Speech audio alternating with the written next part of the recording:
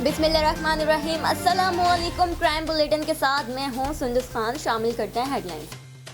सच्चल के इलाके में कार सवार शहरी को लूटना महंगा पड़ गया। कार सवार शहरी ने डकैतों पर गाड़ी चढ़ा दी। डकैत शहरी से लूट मार करके फरार होने की कोशिश कर रहे थे कि शहरी ने टक्कर मारकर डकैतों को गिरा दिया। दो डकैत फरार हो रहे थे कि अवाम ने अब्दुल्ला नामी डकैत को शदीद तशद्दुद का निशाना बनाकर अस्पताल में मुंतकिल कर दिया।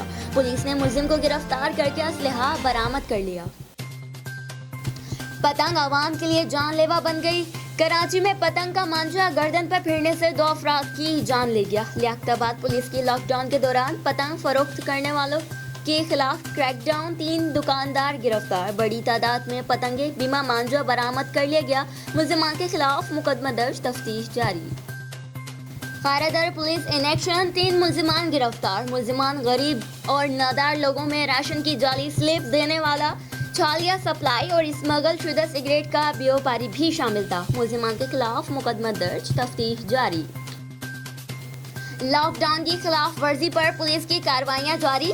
लॉकडाउन के खिलाफ वर्जी पर 13वें रोज 31 मुकदमा दर्ज किए गए। मजमूई तादाद 3300 से तजावुज कर गई। पुलिस से मिलने वाले अदाद शुमार के मुताबिक गिरफ्तार मुलजिमान की तादाद 3370 हो गई।